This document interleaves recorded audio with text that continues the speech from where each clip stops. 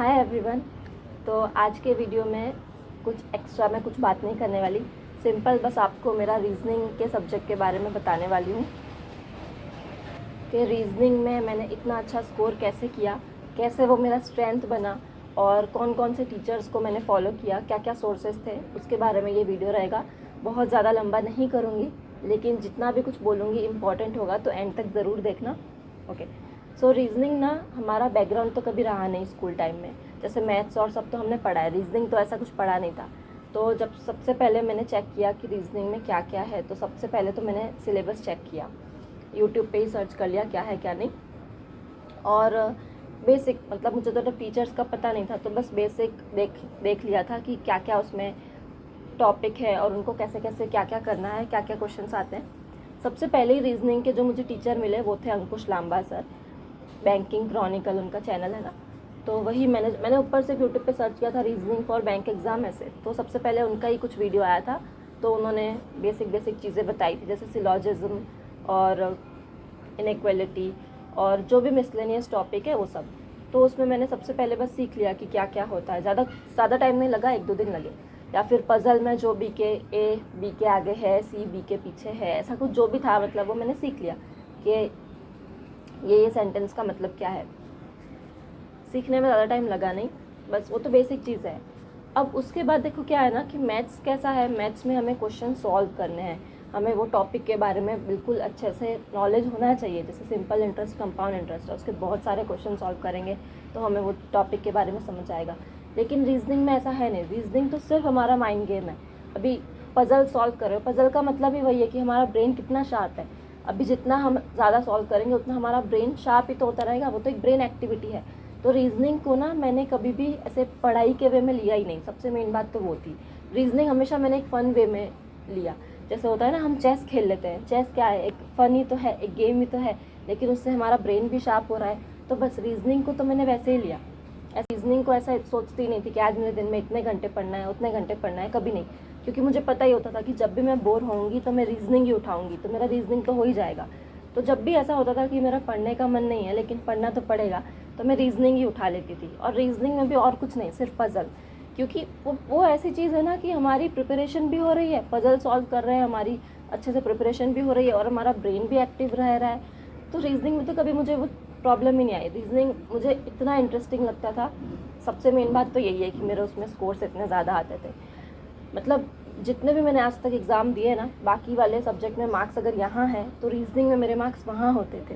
क्योंकि रीजनिंग मेरा स्ट्रॉन्ग था, और वो स्ट्रॉन्ग इसीलिए था क्योंकि मुझे वो इंटरेस्टिंग लगता था। और इंटरेस्टिंग इसलिए लगता था क्योंकि उसको मैंने कभी ऐसे पढ़ाई के वे में लिया ही नहीं, उसको तो मैंने एक अलग ही इंटरेस्टिंग वे में लिया कि चलो टाइम पास करना है, थोड़ा इंटरेस्टिंग बनाना है, तो चलो रीजनिंग कर लो, ऐसा। ओके, फर्स्ट चीज़ तो ये। अब सबसे पहले तो जो भी टॉपिक थे, इनइक्वालिटी हुआ, कोडिंग डिकोडिंग हुआ, सिलॉजिज्म हुआ, वो सब में मैंने सिर्फ ये चेक कर लिया कि कैसे कैसे सॉल्व करना है या क्या क्या मेथड होता है। सबसे पहले बेसिक, वो तो आपको यूट्यूब पे कहीं भी मिल जाएगा, आप कोई भी टीचर का देख लो, वो भी देख लोगे और अलग अलग टीचर का देख लोगे, उससे भी आपको पहले आइडिया आ जाएगा कि आपको कौन सा टीचर कंफर्टेबल लग रहा है। ओके, तो पहले वो मैंने बेसिक सीख लिया। अब वो सीखने के बाद ना मैंने कभी ये नहीं सोचा कि मुझे कौन से टीचर से रीजनिंग पढ़ना है, कभी भी नहीं। हाँ, मेरा मैथ्स, इंग्लिश और करंट अफेयर के लिए टीचर्स फिक्स थे, जिनके बारे में मैं आपको नेक्स्ट वीडियोस बनाऊंगी तो बताऊंगी। रीजनिंग में मेरा कोई टीचर फिक्स था ही नहीं, क्योंकि मैंने आपको बताया कि रीजनिंग में टीचर से मुझे कोई मतलब ही नहीं था। मतलब ऐसे नहीं है कि टीचर कौन है, क्या पढ़ा रहे हैं, वो मैंने कभी सोचा नहीं। रीजनिंग तो हमें खुद सॉल्व करना है। हाँ, कंटेंट अच्छा होना चाहिए। अभी मेंस लेवल का अगर कोई पढ़ा रहा है तो मेंस लेवल के क्वेश्चंस होने ज़रूरी है। ऐसा नहीं कि कोई कुछ भी क्वेश्चन करवा ले, वो लेवल का ही नहीं है, तो वो आपको देखना है, तो वो सही बात है। तो वो तो सारे टीचर्स करवा रहे हैं, ऐसा कुछ नहीं है। मुझे लगता है कि जो अगर यूट्यूब पे बता रहा है मेंस लेवल के क्वेश्चन करवा रहा है तो कुछ नहीं होंगे, बाकी मोस्टली अच्छा ही करवा रहे हैं। तो फिर इसलिए मैंने रीजनिंग में कभी टीचर्स पे ध्यान दिया नहीं। मैं हमेशा क्या करती थी, यूट्यूब पे सर्च करती थी reasoning for mains exam, seriously puzzles for mains exam, और कुछ नहीं। जो मुझे वीडियो दिखता था ना, जो भी वीडियो, इर्रेस्पेक्टिव ऑफ कि वो कौन सा टीचर है, मैंने कभी नहीं देखा कौन सा टीचर है। मतलब मैं अभी आपको टीचर्स के नेम बताऊंगी, डोंट वरी, कौन कौन से टीचर्स मैंने फॉलो किए मैं ज़रूर बताऊंगी। बट मैं मेरा रूटीन बता रही हूँ कि मैंने कभी भी पर्टिकुलर कि यही टीचर से पढ़ना है, ऐसा कुछ नहीं। मैंने बस reasoning for mains exam search करती थी, जो भी वीडियो आता था ओपन करती थी, पज़ल अगर है, टीचर सॉल्व करवा रहे, वीडियो पॉज किया और खुद से सॉल्व कर लिया, और वीडियो प्ले करके फटाफट उसको आगे आगे करके चेक कर लिया कि जो मैंने सॉल्व किया है वही सही है कि नहीं। वैसे तो पज़ल तो हम सॉल्व करते पता चल ही जाता है, बट फिर भी तो सिर्फ मैं वही करती थी। या फिर जो मिसलेनियस टॉपिक है वो भी वीडियो चालू होता था, पॉज करती थी, खुद से सॉल्व करती थी, और कुछ भी नहीं। कभी मैंने टीचर पे ध्यान नहीं दिया कि ये टीचर से पढ़ना है, वो टीचर से पढ़ना है, कुछ नहीं।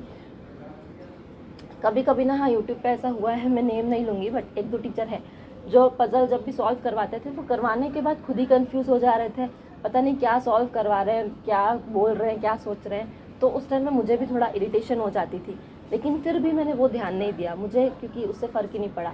क्योंकि मैथ्स में ना बहुत सारे मेथड होते हैं, इसीलिए हमको ये सीखना ज़रूरी है कि जो टीचर पढ़ा रहा है वो कौन से मेथड से सॉल्व कर रहा है, वो कैसे कर रहा है। क्योंकि एक क्वेश्चन को आप इजीली 5 सेकंड में भी सॉल्व कर सकते हो और टाइम लगा के 5 मिनट में भी सॉल्व कर सकते हो, इसीलिए मैथ्स में ज़रूरी है।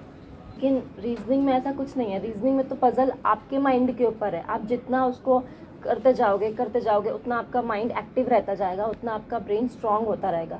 इसीलिए रीजनिंग में मैंने कभी टीचर्स पे ध्यान नहीं दिया। मैं हमेशा यूट्यूब वीडियो ओपन करती थी, मेंस का जो भी पढ़ा रहा है बस वही सॉल्व कर लेती थी।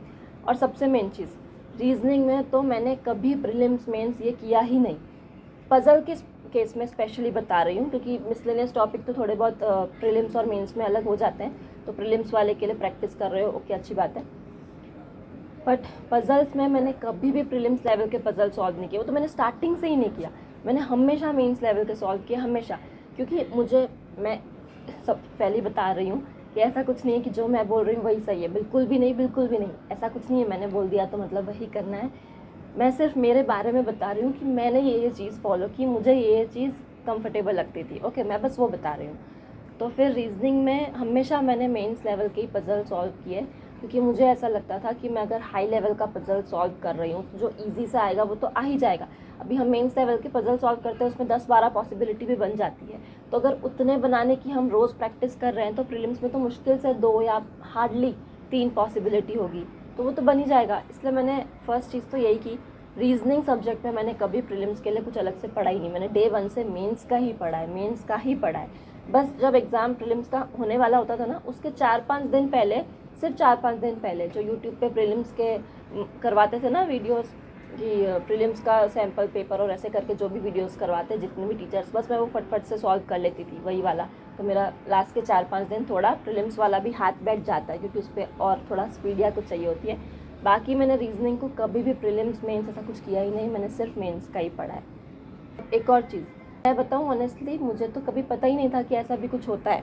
क्योंकि क्या हुआ ना, ये थ्रेड मेथड वाली जो चीज़ है ये सिर्फ अंकुश सर ही करवाते हैं, जहाँ तक मुझे पता है, और टीचर्स का मुझे पता नहीं है।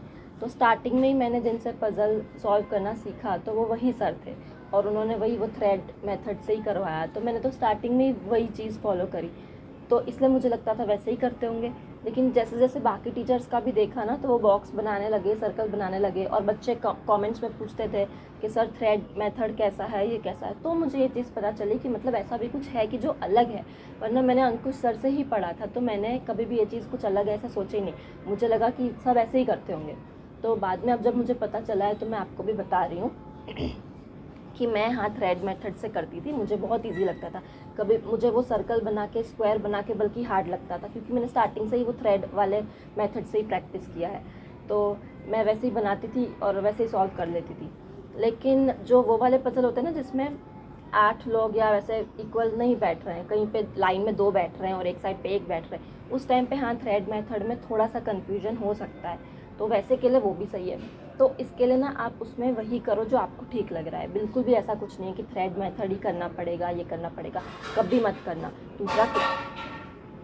दूसरा कोई कुछ भी बोले कभी मत मानना, आप खुद से सॉल्व करो, आप वैसे भी सॉल्व करो, वैसे भी सॉल्व करो, पता चल ही जाता है। हर इंसान को उसका खुद का तो पता चल ही रहा है कि वो क्या चीज़ में कंफर्टेबल है।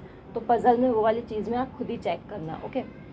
पज़ल में भी ना बहुत सारे पज़ल होते हैं, वो लाइन वाले या फिर वो फ्लोर वाले, बॉक्स वाले या फिर वेकेंट वाले। तो उसमें भी आपको पता होना चाहिए कि कौन सा आपको इजीली बन जाता है, कौन सा इंटरेस्टिंग लगता है। जैसे मैं मेरी बात करूँ ना, मुझे सारे पज़ल्स ही इंटरेस्टिंग लगते हैं, अच्छे लगते हैं, लेकिन जो वेकेंट वाले होते हैं ना, वो मुझे बहुत हार्ड लगते हैं। तो मैंने हमेशा से वेकेंट वाले, जब मैं प्रिपरेशन कर रही हूँ तब तो मैं ऑब्वियसली सॉल्व कर रही हूँ क्योंकि वो प्रिपरेशन करनी है। लेकिन मेरा फिक्स था, एकदम फिक्स, कि अगर मैं एग्ज़ाम देने बैठूंगी और वहाँ पे कोई वेकेंट वाला पज़ल आता है, नहीं उठाऊंगी मतलब नहीं उठाऊंगी, भले वो इजी हो। नहीं, ये मेरा फिक्स था, क्योंकि मुझे वो हार्ड लगता था। मैं मतलब वेकेंट वाला ऐसा नहीं कि हार्ड, ये इजीली भी बन सकता है, बट वो एक रिस्क है। तो वो मैंने पहले दिन ही डिसाइड कर लिया था कि जब से मैंने ये सब पज़ल सॉल्व किए कि वेकेंट वाला मुझसे नहीं बनेगा, तो मैं वो सॉल्व नहीं करूँगी। तो वैसे ही आप भी चेक करना कि आपका कौन सा टॉपिक बहुत ज़्यादा स्ट्रेंथ का है और कौन सा वीक है। ओके, सेकंड चीज़, जो वो डायरेक्शन वाला होता है ना, उसमें मैं क्या करती थी, ऐसे प्लस बना लेती थी और उसके ऊपर नॉर्थ, नीचे साउथ, ईस्ट, वेस्ट ऐसे करके वो बना लेती थी। तो उसमें आप वो कर सकते हो, वैसे बना लो और फिर इजीली होता है। वो ऊपर बना लिया, फिर नॉर्थ में जो सिंबल है वो लिख लिया, ईस्ट में जो सिंबल है वो लिख लिया, तो वो देखते देखते सब हो जाता है। फिर एक और चीज़, जो क्रिटिकल रीजनिंग, हाँ, क्रिटिकल रीजनिंग के बारे में भी लोग सोचते हैं कि स्किप कर दे या फिर करे नहीं करे। देखो, मैं आपको बहुत अच्छे से एक चीज़ बता रही हूँ, स्किप तो कुछ भी मत करना कि ये मतलब ऐसी कोई चीज़ मत करना कि ये तो हम टच ही नहीं करेंगे, ये तो हम देखेंगे ही नहीं, बिल्कुल मत करना, चाहे वो कोई भी सब्जेक्ट हो। हाँ, एक चीज़, कोई आपकी स्ट्रेंथ है, कोई वीकनेस है, वो ओके है, वो ठीक है, बट कोई चीज़ आप बिल्कुल स्किप कर दो, ऐसे मत करना, क्योंकि आपको नहीं पता एग्ज़ाम में क्या कैसे आ जाए। एटलीस्ट आपको वो टॉपिक के बारे में आइडिया तो होना चाहिए। क्रिटिकल रीजनिंग एग्ज़ाम में कब काम आता है पता है? मेरे तो हमेशा काम आया, मैंने पहले वैसे वो नहीं देखा, बट सपोज़ रीजनिंग का पेपर खुला, हमें कुछ भी नहीं आ रहा है, वैसे टाइम पे अगर थोड़ी सी भी होप लगती है ना, तो क्रिटिकल रीजनिंग है, क्योंकि वो हमें रीड करना है ना, उसमें से कुछ सॉल्व नहीं करना। या फिर अगर आपका पूरा टाइम खत्म हो गया, लास्ट के 1-2 मिनट है, तो आप कुछ भी नहीं कर सकते। 1-2 मिनट में अगर आपसे कुछ सॉल्व हो भी रहा है ना, तो भी वो प्रेशर में आप नहीं कर पाओगे, ये फिक्स है। लास्ट के 1-2 मिनट है, हमें पता भी है, लेकिन आप नहीं कर पाओगे। उस टाइम पे अगर हम कुछ कर सकते हैं ना, तो हम क्रिटिकल रीजनिंग सॉल्व कर सकते हैं। इसके लिए क्रिटिकल रीजनिंग का बेसिक आइडिया तो होना चाहिए, क्योंकि अगर 10-12 क्वेश्चन है ना, तो उसमें पक्का 2 या 3 तो होंगे जो बहुत इजी होंगे, वो आप कर पाओगे अगर आपने थोड़ा भी पढ़ा है तो। अगर इंग्लिश में नहीं समझ आता है तो आप हिंदी में भी तो देख सकते हो। इसके लिए क्रिटिकल रीजनिंग ज़रूर करना। क्रिटिकल रीजनिंग के लिए मैं आपको टीचर बताऊँ, हर्षल अग्रवाल सर, मतलब और भी टीचर है, लेकिन मैं उनसे पढ़ लेती थी। अच्छा, ओके, अभी इतनी सारी बात कर ली, अब मैं आपको टीचर्स बताती हूँ कि मैंने कौन कौन से टीचर से पढ़ा। लेकिन मैं फिर से बता रही हूँ, मैंने कभी भी ये नहीं देखा कि कौन सा टीचर है उनसे ही पढ़ना है, ऐसा कुछ नहीं। लेकिन फिर भी जिनको भी मैंने फॉलो किया है, क्योंकि मैं ये वीडियो के थ्रू उन सबको थैंक यू भी बोलना चाह रही हूँ कि उन सब के वजह से ही मेरा एग्ज़ाम क्लियर हुआ है। तो उन सबको मैं थैंक यू भी बोलना चाहूँगी और आप सबको बताना भी चाहूँगी। बहुत सारे टीचर्स हैं। सबसे पहले तो अंकुश सर तो है ही, बैंकिंग क्रॉनिकल वाले। तो स्टार्टिंग में मैंने उनको ही फॉलो किया था, लेकिन हाँ, एंड में मैंने उनको फॉलो नहीं किया था। दूसरे बहुत टीचर्स थे ही। मुझे तो देखो क्या है, जहाँ मैं पेड कोर्स तो मैंने लिया नहीं था, तो जहाँ यूट्यूब पे मुझे मेंस का कंटेंट मिलता था, मैं उनसे पढ़ती थी। तो मैं आपको बताऊंगी कि मेंस का स्पेशली किन किन ने मुझे हेल्प किया। सबसे पहले तो ध्रुव सर है, उनको तो बहुत सारा थैंक यू। उनके ना यूट्यूब पे भरा हुआ है मेंस का कंटेंट, सही में वो हर मेंस के पहले करवाते ही है। तो उनके तो मैं वीडियो ऐसे फटाफट ख़त्म कर लेती थी। जैसे वो हर दिन में एक वीडियो अपना डाल रहे हैं मेंस का, तो मैं फटाफट एक दिन में उनके 2-3 वीडियोस ख़त्म करके दूसरे टीचर पे चले जाती थी, क्योंकि मुझे तो, मैंने आपको बोला, रीजनिंग पसंद है, तो मैं फटफट कर लेती थी। तो ध्रुव सर बहुत अच्छा करवाते हैं, मतलब हाँ, उनका कंटेंट अच्छा होता है। टीचर्स तो सारे ही अच्छे हैं। मैंने रीजनिंग में तो वैसे भी कोई पर्टिकुलर टीचर फॉलो किया नहीं है, इसलिए मेरे लिए तो सारे अच्छे हैं। बस जिनको फॉलो किया मैं बता रही हूँ कि उनका कंटेंट है, अच्छा है। आप मेंस के लिए फटाफट वो उनका वीडियो देख देख के सॉल्व कर सकते हो। सेकेंड, मैंने अभी कुछ टाइम पहले से ही चेक किया, क्या हुआ था ना कि बाकी सारे टीचर्स का मेंस कंटेंट जो भी था, मैंने देख देख के इतना जल्दी ख़त्म कर दिया कि अब कोई न्यू वीडियो ही नहीं मिल रहा मुझे। जो मैंने ऑलरेडी कर लिया है सब सॉल्व, वही वीडियोस थे, न्यू कोई मिल ही नहीं रहा मुझे। संजय सर मिले, हाँ, आर्ट ऑफ रीजनिंग उनका चैनल है, तो फिर मैंने उनसे भी सॉल्व किया। वो भी बहुत अच्छे पजल सॉल्व करवाते हैं, लेवल बहुत अच्छा होता है। वो पजल के साथ साथ ना मिसलेनियस टॉपिक भी बहुत बढ़िया करवाते हैं, मतलब कंटेंट उनका अलग ही लेवल का होता है, तो वो भी बहुत अच्छे हैं, उनसे भी आप पढ़ सकते हो। फिर उसके अलावा स्टडी नीति की स्मृति मैम भी है, उनका भी मैं वही एक वीडियो ओपन करती थी, पज़ल या जो भी होते थे फटाफट सॉल्व कर लेती थी, तो उनके भी यहाँ कंटेंट अच्छा है। जो मशीन इनपुट होता है ना मेंस के लिए, स्पेशली उसके लिए तो मैं बोलूँगी पुनीत सर के वीडियोस देखना, क्योंकि वो मशीन इनपुट स्पेशली बहुत सारे उनके वीडियोस है और बहुत अलग अलग पैटर्न है। ऑब्वियसली उसके पैटर्न भी है तो कुछ लिमिटेड, ऐसा तो है नहीं कि एकदम ही अनलिमिटेड है, तो कुछ लिमिटेड टॉपिक ही है, और वो भी वो करवा देते थे, तो बहुत अच्छे से प्रैक्टिस हो जाती थी।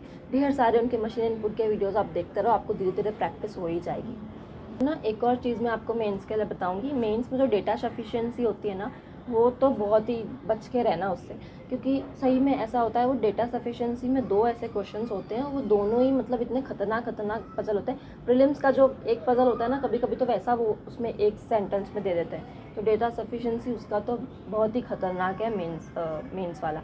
तो वो भी मैंने कभी सॉल्व नहीं किया। कभी क्या, एक्चुअली 1-2 बार तो मैंने किया भी, लेकिन मेरा पूरा टाइम वेस्ट हुआ है। अगर टाइम वेस्ट करके वो सॉल्व भी कर दिया तो मुझे अंदर से सेटिस्फेक्शन ही नहीं मिला, क्योंकि मैंने वो टाइम वेस्ट कर दिया है। तो डेटा सफिशिएंसी भी अगर आप बहुत बेस्ट हो और कुछ ना ऑप्शन हो तो करना, वरना मेंस में मैं तो यही सजेस्ट करूँगी कि मत करना। उसके अलावा ना एक और चीज़, सिलॉजिज्म जैसे उसमें कई टीचर्स वो ऐसे करवाते हैं ओरली ही, कि देख के फटाफट सॉल्व कर दो। तो मुझसे वो वैसे कभी हुआ नहीं, या फिर ऐसा नहीं कि हुआ नहीं, मैंने कभी ट्राई भी किया, थोड़ा सोच के हो भी जाता था, लेकिन वो मुझे 100% सेटिस्फेक्शन नहीं मिल रहा। अंदर एक रिस्क लग रहा है, डर लग रहा है कि कहीं गलत तो नहीं हो गया। तो ज़्यादा टाइम नहीं लगेगा, ज़्यादा से ज़्यादा डिफरेंस आएगा भी ना तो 1-2 सेकंड का और आएगा, लेकिन वो फटाफट गोल गोल बना के कर ही लेना। मतलब वो वेन डायग्राम बना के वैसे ही सॉल्व कर लेना, अगर आपको थोड़ा सा भी डाउट लग रहा है। देखो मैं फिर से बोल रही हूँ, कभी भी ये मत सोचना कि वो टीचर तो ऐसे सॉल्व करवा रहे हैं या फिर वो बच्चे ऐसे सॉल्व कर रहे हैं, हम तो वैसे कर नहीं पा रहे तो हम पीछे ना रह जाए, हमसे सॉल्व नहीं होगा तो हम क्या करेंगे। ऐसा बिल्कुल मत सोचना। आपकी जो स्ट्रेटजी है वो बेस्ट है, मानो मेरी बात। जो आपको कंफर्टेबल लग रहा है ना, सिर्फ वही करो, वही बेस्ट है। ईजी हार्ड कुछ नहीं है। हो सकता है कोई मेथड एक्चुअल में ईजी होगा और कोई मेथड एक्चुअल में हार्ड होगा, बट अगर आपको वो हार्ड वाला मेथड कंफर्टेबल लग रहा है और आप वही सॉल्व कर पा रहे हो ना, तो वही करो। बिल्कुल भी मत सोचो कि दूसरे क्या करवा रहे हैं, बिल्कुल भी नहीं। ये सब करोगे ना, सब कचरा ही हो जाएगा। मुझे टाइम लगा, मुझे भी बहुत टाइम लग गया, लेकिन वो मेरी दूसरी गलतियों की वजह से लगा। जो गलती मेरी इन सब से रिलेटेड नहीं थी, वो अलग ही थी।